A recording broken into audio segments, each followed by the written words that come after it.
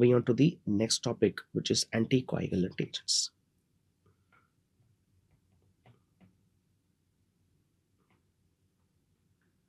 Let's talk about anticoagulants.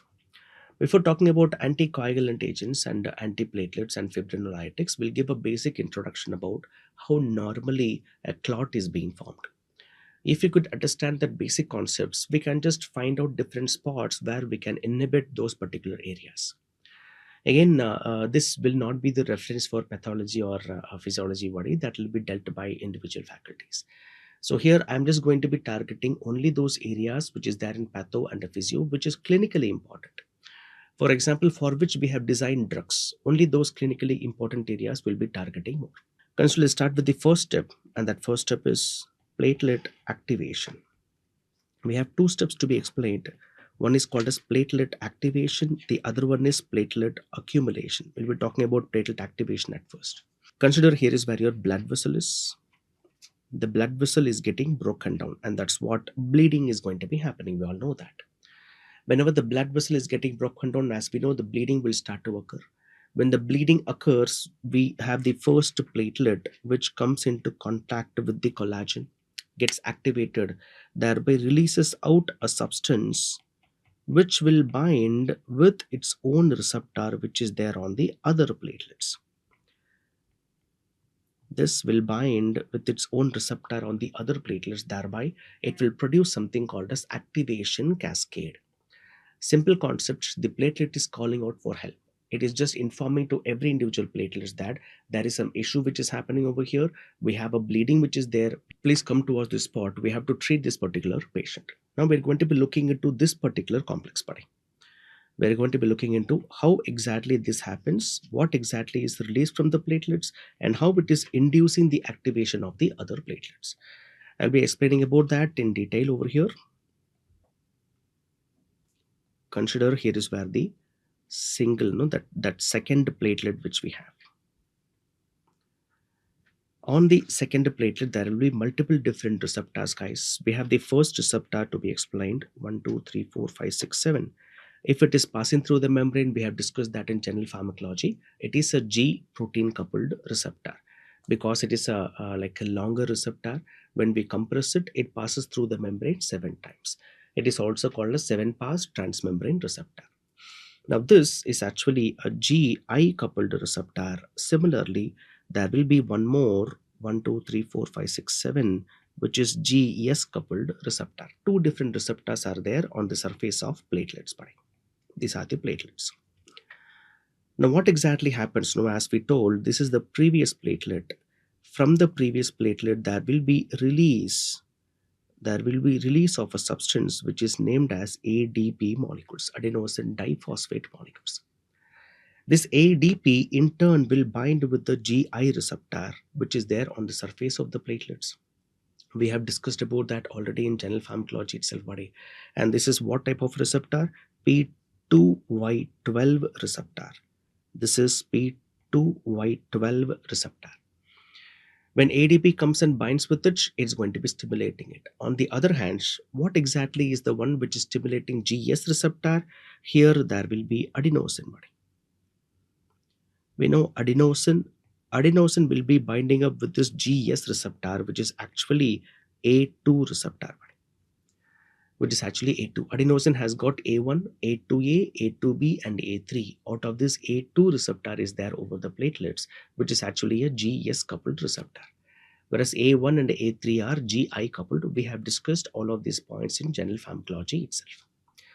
Now, when adenosine is coming and binding with this receptor, it is a GS, whereas ADP, adenosine diphosphate, when it's coming and binding with it, which is GI, which means what is the receivable concept? The receivable concept is going to be adenylyl cyclase. Because we know the difference between GS and GI, guys. GS receptor will be stimulating adenylyl cyclase, whereas GI receptor will be inhibiting adenylyl cyclase. Two opposite responses which is happening. Now try to guess now what exactly happens whenever adenylyl cyclase is getting stimulated. What's the second messenger? Cyclic AMP. This cyclic AMP is responsible for platelet activation. What exactly is the responsible concept? I will explain that in few minutes. See, whenever adenosine is coming and binding with the GS receptor, I'm talking about the right hand side. Adenosine is coming and binding with it. You know what happens? It will stimulate adenylyl cyclase. What do you expect will happen to the levels of cyclic AMP? That is going to be raised. Whenever there is an increase in cyclic AMP, that will produce inhibition of platelet activation, that will have inhibitory activity on platelet activation, which means for prevention of clot, I will repeat that statement. For prevention of clot, adenosine is good and ADP is bad. I hope you can understand what I'm saying. I will repeat that statement. For prevention of clot, adenosine is good and ADP is bad, because adenosine will prevent the platelet activation, whereas on the other hand, ADP will stimulate platelet activation. And how is it happening? We'll go with the same color. Because it is inhibiting adenylyl cyclase, so thereby cyclic AMP levels will be decreased. When there is no inhibition which is happening, what do we expect? Platelet will be more activated. So here we have an equilibrium, guys. We have an equilibrium between ADP and adenosine. ADP will be inducing platelet activation, whereas adenosine will be inhibiting platelet activation. This will be there in equilibrium. That's the reason why usually these platelets will not be producing any clot. But unfortunately, we have one small issue. That issue is, in terms of a breakdown, whenever the blood vessels are getting broken down, there is extraordinary release of ADP. So one point which is going more favor for ADP. The second point is adenosine is there now. This adenosine, we have the blood vessel over here. We have the blood vessel. Inside the blood vessels, we have RBCs. RBCs. The RBCs needs adenosine. It has a separate transporter on the surface which is responsible for adenosine to be reuptook back inside the RBCs. It is called as adenosine uptake by the RBCs. So adenosine is prevented to be accumulated there near the platelets. So 2 points are happening over here. The first one is what? Shall we give a small revision of what we have explained? ADP is inducing clot, adenosine is preventing the clot. One point which is going in favor of ADP, too much accumulation of ADP. So there is more ADPs which is there moving towards clot formation. And number two, adenosine is there now, that is not allowed to be producing its mechanism for a longer duration. Instead, adenosine will be back inside the RBCs. It will be taken up inside the RBCs. So there is no one to take control of ADP. Too much ADP levels which will stimulate the platelet activation from happening. Is that clear? Okay, that's how platelet activation is going to be spread out. Again, from this platelet which we have drawn, there will be release of ADP, which will bind with the other platelets. Those platelets will be moving towards that, and those platelets in turn will be releasing out those molecules. This is what we explain as an activation cascade. Platelet activation cascade. We have explained that from the knowledge which we have gained from general pharmacology itself. Now moving on to the second step, which is called as platelet accumulation. The second step is called as platelet accumulation. Again, here we have the blood vessels which are getting broken down, and we have the first platelet which is accumulated there, or platelet which is moving on towards that. As I've told, platelets are getting activated. It will start releasing out a substance. That will be releasing off a lot of different substances. I told about one substance previously, which is ADP. Not only ADP, guys, multiple different substances will be released.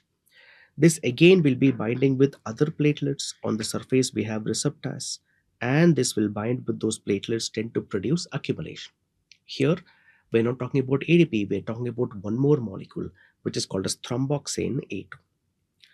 I'm going to be explaining about what exactly is happening at this point. There will be release of thromboxane A2 from platelets. So what happens, buddy? Whenever thromboxane A2 is getting released, it will bind with its own receptor which is there on the other platelets. So thromboxane A2 will bind with thromboxane A2 receptor on the other platelets. So just imagine this. This is what the first platelet is, and this is what the second platelet is. Good. From this platelet, there will be release of thromboxane A2, which will bind with the thromboxane A2 receptors of the other platelets. Now, when this thromboxane A2 receptor is getting stimulated on the other platelets, there will be an interlink which is happening between these two different platelets, which will start expressing out one more receptor from the surface. There will be receptor, there will be expression of, as we can see, my little figure is getting popped out. There will be expression of one more receptor which is expressed out from the surface. This receptor is called as GP2B3A receptor. But as we can see here in this, in my hand itself, this thromboxane A2 thromboxane A2 receptor are binding up with, but GP2B3A are not binding up with each other. We need an interlink, we need a bridge to be formed between the glycoprotein 2B3A receptors, so that the link is going to be formed, and that bridge is formed by fibrinogen. We'll explain that. So what happens, because of the interaction between thromboxane A2 and thromboxane A2 receptor, there will be expression of glycoprotein 2B3A receptor. This glycoprotein 2B3A receptor which is getting expressed out, I will draw the diagram also over here, my dears. Here is where the platelet is, and here is where one more platelet is going to be, from which there will be release. I'm going to be drawing it like this, which is thromboxane A2, which will bind with thromboxane A2 receptor, because of which there will be expression of GP2B3A receptors, glycoprotein 2B3A receptors. And between this glycoprotein 2B3A receptor is where the bridge is going to be formed, and that bridge will be formed by fibrinogen molecules. Which means here the expression of GP2B3A will interact fibrinogen molecules. This fibrinogen is going to be there at inactive form, or to say it is a precursor form. We have to convert it to the active fibrin strands. Fibrinogen in turn will be converted to the active fibrin strands with the help of, as simple as that, clotting factors. With the help of clotting factors, this fibrinogen is getting converted to fibrin. So what exactly are those clotting factors designed or derived from? By two different pathways. One is called as the intrinsic pathway. The other one is extrinsic pathway. Most of you would be knowing that these intrinsic and extrinsic pathways are important long answers in your first year physiology. But what exactly is the function of this intrinsic and extrinsic? To produce thrombin, no? Factor 2A has to be synthesized, which is responsible for conversion of fibrinogen to fibrin. This is how the clot is getting formed, guys. As we can see, this is how the image looks like between two different platelets. This is the first platelet, and this is the second platelet. Similarly, there will be multiple different platelets. For example, there will be one more platelet. Again, here there will be expression of GP2B3A, GP2B3A. There will be interlink with the help of fibrinogen molecules, which will again be converted to fibrin strands. Again, there will be one more platelet, from which there will be expression of GP2B3A, and fibrinogen will be forming that link between those. Thereby, there will be a complete linkage of all the platelets, which is just preventing the bleeding from happening over there. But consider this blood vessel is getting broken down, right? And that clot is getting formed with platelets are there and thromboxane A2, thereby GP2B3A, which is interlinked with the fibrin strands. Now we have converted it to fibrin strands, as simple as that. We have the clot which is formed, which is preventing the bleeding from occurring. We have the blood vessels which are getting broken down. We'll wait till the blood vessel cells, that smooth muscle cells is getting proliferated. And once this blood vessel is getting fused up, there is no need for the clot, right? Now what happens is, just imagine this is what fibrin strand is. This is what a fibrin strand is. Every fibrin strand will be attached with the molecule called as plasminogen molecule. Every fibrin strand, even if this fibrin strand also will be attached with one more molecule called as, there will be one more molecule which is attached, which is called as plasminogen molecules. Every fibrin strand will be attached with the plasminogen. These are called as fibrin bound plasminogen molecules. Now what happens over here is when the blood vessel cells are getting proliferated, the endothelial cells are getting fused. From the endothelial, there will be release of a particular molecule. These molecules are going to be activating the plasminogen. So as you remember, this is what your fibrin strand is. On the surface, we have plasminogen molecule. Whenever there is release of this plasmin, that molecule, which is going to be activating it, that is called as tissue plasminogen activator. Why? Because it is released from the endothelial tissue. It will bind with the plasminogen and tend to activate it. Once it is getting activated, it is going to be cutting out these fibrin strands. So this is what inactive plasminogen is, and this is what an active plasmin is. So all the plasminogen will be cutting up this fibrin strands. Whenever the fibrin strands are getting broken down, the platelets are getting dislodged. It will just mix up with the blood. This is how the clot is getting dislodged. We'll be explaining about that. We'll be writing it, don't worry. This fibrin strand will be broken down to inactive segments with the help of a molecule, and that molecule is plasmin. You remember that? Which is called as plasmin? Is this or this? Yes, this is what called as plasmin, which is synthesized from plasminogen molecules.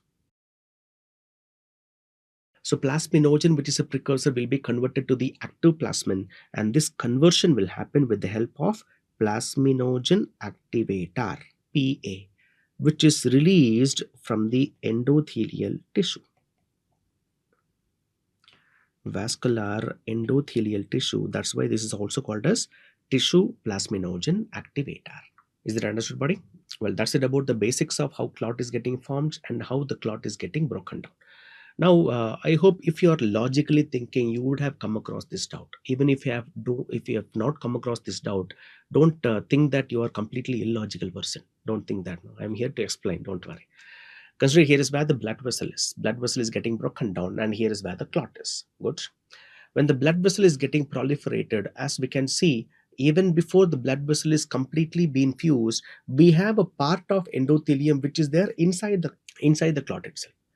What if even before the blood vessel is getting fused, this from the endothelium, a tissue plasminogen activator is getting released, that is activating plasminogen to plasmin, thereby it is breaking down all the fibrin strands, thereby the clot is getting dislodged, again the patient will start bleeding again.